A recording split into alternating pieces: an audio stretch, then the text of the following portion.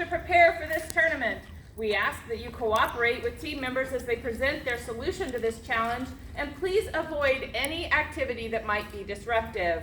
The doors will remain closed, and all spectators should remain seated during the performance, waiting to leave until it is finished. Please turn off all cell phones and Bluetooth devices that might interfere with the team's presentation. Also, the building does not allow open liquid containers, so please put a lid on it. Okay, a bit of info about what you will see today. In this challenge, teams were asked to present a story about at least one character who discovers an artifact. The story will include an archaeological investigation based on real archaeological science. Teams will also portray a character from the past as a puppet that operates using technical methods. Teams were also asked to include 2 team choice elements that show off their skills, interests, and talents.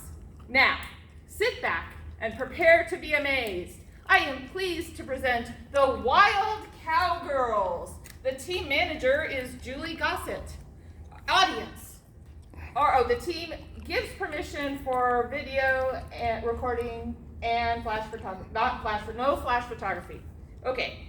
Now, audience, are you ready? Yeah. All right. Appraisers, are you ready? Let's have a blast! Awesome. Team, are you ready? Yeehaw! Woo! You may begin.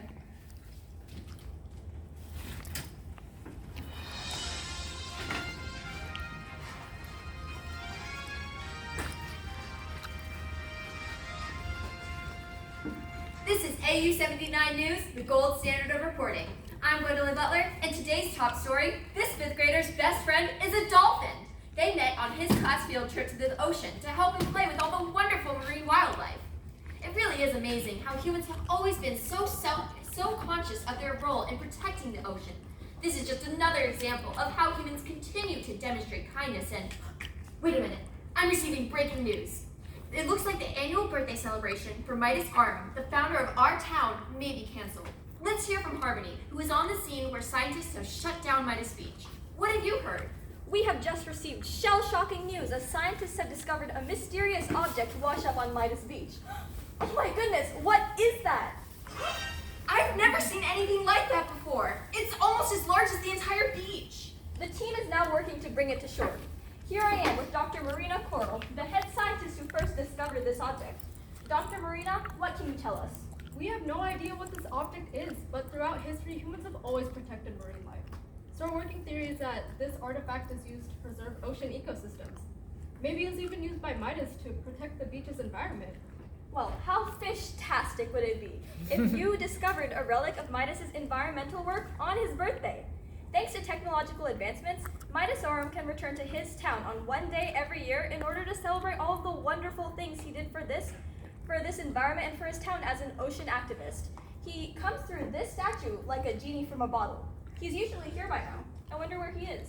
We'll be conducting an archaeological analysis on this artifact, but like you mentioned, Midas will be here, and as someone who's lived in the past, we'll be consulting him during this process.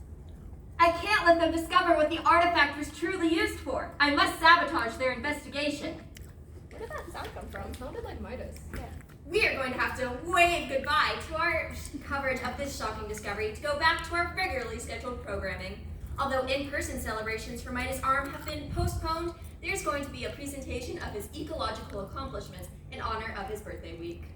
Mayor Caspian will be presenting, and Midas himself will be here answering questions about how he protected the environment so long ago.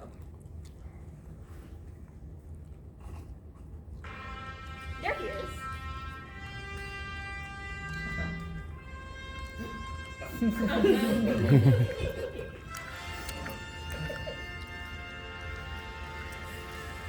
Phew! 500,000 minutes sure will give you a crick in the neck. No phenomenal cosmic power and an itty-bitty living space. Oh, how sad.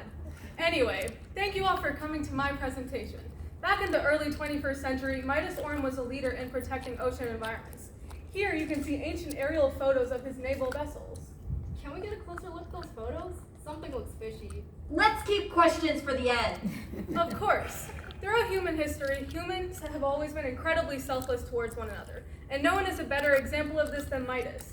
Midas founded this town as a haven for people to live harmoniously with the ocean and its creatures. He really was one for the textbooks. Now let the birthday celebrations begin! But before we do that, I think we should figure out what this object is, because we have no idea what it could be. Of course. I have nothing to hide. We will be bringing you behind the scenes of this investigation, so stay tuned. Take a closer look at those photos. Something looks familiar there. But what could it have been used for? Surely something good. Midas was the most selfless and sustainable person there's ever been. Perhaps Midas will be able to provide answers. It was so long ago that I really can't remember.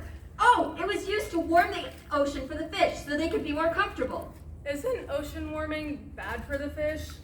I'm looking at this object, and there's no evidence of a heating system, so I believe your explanation is false. Hey, come look over here. Ow, I think I twisted my ankle. Oh, we all got stuck in the net. I wonder what that could mean. It helps the fish travel if they're too tired to do so. This doesn't look like it would help the fish travel. Well, what would you know about fish travel? She doesn't know anything, but I do, and I know that the fish wouldn't benefit from using this thing to travel. Well, back in my day, this contraption allowed the fish to go quicker to their destination because they weren't able to move as quickly as the fish these days. The fish that I knew loved using this to travel. Fine then, let's put that to the test. Yeah, let's take this net and put it in the ocean and see if the fish like it. Whoa there, hold your seahorses. We can't use this precious artifact to test our hypothesis. Let's recreate the object so we can see what it actually is. Midas, do you want to help out? Why do you think that I know how this works? I was just asking if you wanted to help out. Plus, we saw a picture of it on your boat. So if we take this mini net and test it in this mini ocean.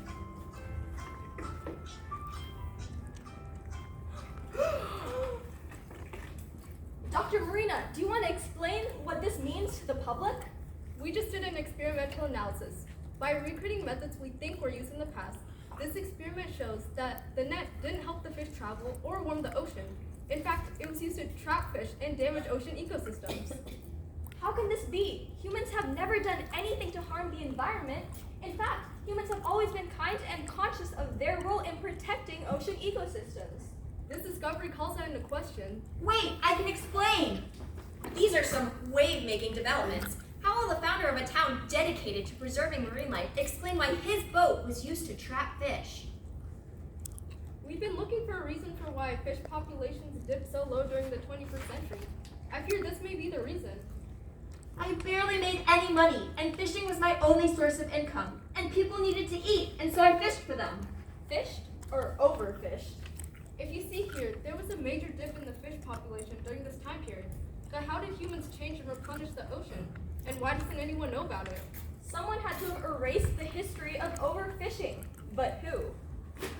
I wanted people to think I was a good person, so I erased the history books that detailed the horrible ways we treated the ocean. And I rewrote them to talk about all the amazing things that humans have done to protect the environment. Then people started to believe the fake history and wanted to continue their behavior, saving the fish in the ocean. So you erased all history of human greed? It worked, didn't it? This finding challenges everyone's belief in a fake history. We should rename the town after the people who truly work to preserve the ocean. But who? Dr. Marina. From now on, we will rededicate ourselves to preserving marine life in Marina Town. No, my legacy is ruined! It's time to celebrate true sustainability in Marina Town.